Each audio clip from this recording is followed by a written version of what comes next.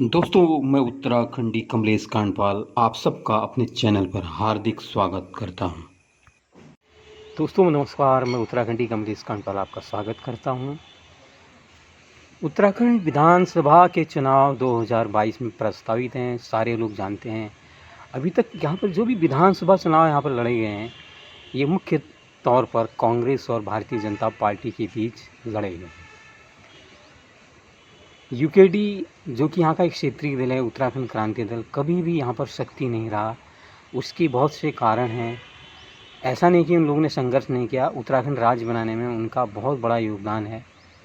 लेकिन उनके जो नेताओं का है, जो संगठन है, आपस में सिरफुटौल करता रहा हमेशा नेतृत्व में अध्यक्ष बनने की होड़ इनमें लगी रही, या कोई उनको मंत्री पद मिल गया या कोई सत्ताधारी पार्टी से लालच मिला, वहाँ जाके उन्होंने समझौता कर लिया। तो साथ में उनको धन की कमी भी रही, क्योंकि संगठन चलाने के लिए, एक राजनीतिक दल चलाने के लिए आपको धन का होना भी बहुत ज़रूरी है।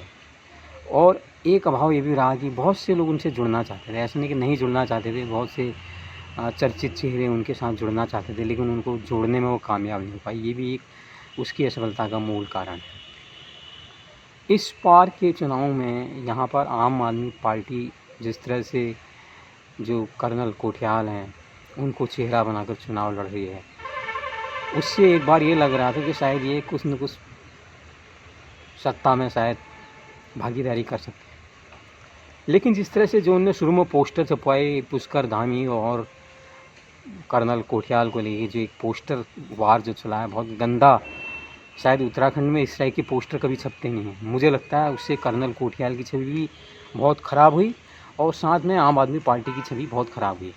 बीच में जो उसमें ऐसे लोगों को उन्होंने पार्टी में शामिल कराया जो पहले दूसरे दलों में शामिल थे, तो इसकी वजह से भी उनकी छवि में बहुत क्षति हुई है। और बार बार जो अरविंद केजरीवाल के बयान आते हैं, जिस तरह से वो बातें करते हैं, वो भी अब पार्टी की छवि को मिटाने का काम कर रहे हैं। सारी दुनिया जानती है आम आदमी पार्टी में सिर्फ 2 लोग काम करने वाले, एक सिरमौर जो है अरविंद केजरीवाल हैं, हर बार वो संयोजक चुने जाते हैं निर्विरोध, और दूसरे मनीष सिसोदिया वो नाम मात्र के स्टैम्प भर रहे हैं, करते सारा काम नाम अरविंद केजरीवाल। तो इतनी बड़ी टीम आम आदमी पार्टी के साथ शुरू में जुड़ी थी, आज सारे लोग उनको छोड़ के जा चुके हैं।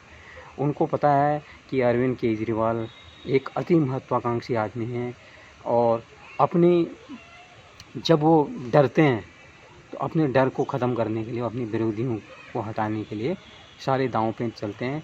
जिन संगठन में जिन साथियों से उनको लगता था कि मेरे लिए खतरा बन सकता है, उनको किसी न किसी बहाने से उन्होंने संगठन छोड़ने के लिए मजबूर कर दिया या संगठन से उनको बाहर करवा दिया। तो शुरू में जो रेस में थे, लेकिन जो पोस्टर वार चला है, निश्चित तौर पर कोई माने न माने, उससे उनको बहुत बड़ा नुकसान हुआ है। और निश्चित तौर पर ये जो पिछले 5 साल की भारतीय जनता पार्टी की यहाँ पर सरकार चली, कोई बहुत बड़ी उपलब्धियाँ उनकी गिनाने के लिए नहीं है। वो हर बार हर काम के लिए दिल्ली दरबार में उनकी हाज़िरी लगाना, त्रिवेंद्र सिंह रावत का किसी के समझ में नहीं आया, या त्रिवेंद्र सिंह रावत दूसरा नौकरशाही को साधने में भी यहाँ पर कामयाब नहीं हुई, ये बात हकीकत है। और यहाँ की मूल समस्या नौकरशाही है। नौकरशाही ने हमेशा से उत्तराखंड का जो धन है वो अपनी जेबों में भरा है। बहुत भ्रष्टाचार यहाँ पर किए हैं, बड़ी योजनाएं यहाँ पर फेल हुई हैं। बेरोज़गारी है तो उसका कहीं ना कहीं कारण जो हमारे टॉप लीडर इस तरह की जो नौकरशाही वो है। धामी ने आते ही सबसे बढ़िया कोशिश की कि वहाँ पर एस संधू को बनाया, और ख़ुद भी उन्होंने कमाल संभाल ली, और साथ में बड़े स्तर पर जिन अफसरों का ट्रांसफ़र करना था और उनको ट्रांसफ़र ज्वाइनिंग के लिए उन्होंने मजबूर किया।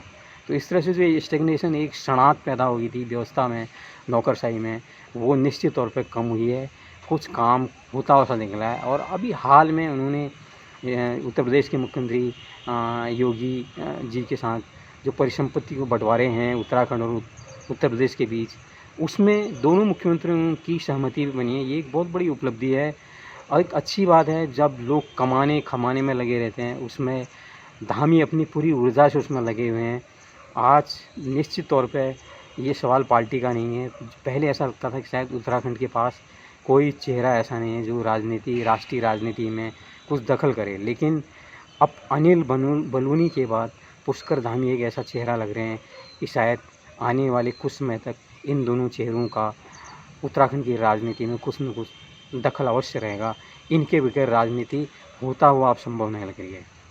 तो सारे लोग जो और पार्टी में, चाहे कांग्रेस पार्टी थी, वो किसी और को आधार मानकर चुनाव की तैयारी कर रही थी, लेकिन निश्चित तौर पर पुष्कर धामी ने इन सब के मंसूबों पर पानी फेरा है, ये सच्चाई है। तो लेकिन अभी भी चुनाव में कोई लहर नहीं है किसी की पार्टी की। अभी कोई ये कह दे कि भारतीय जनता पार्टी एक तरफा आ जाएगी, कांग्रेस एक तरफा आ जाएगी, ऐसा कहना बिल्कुल बेईमानी है।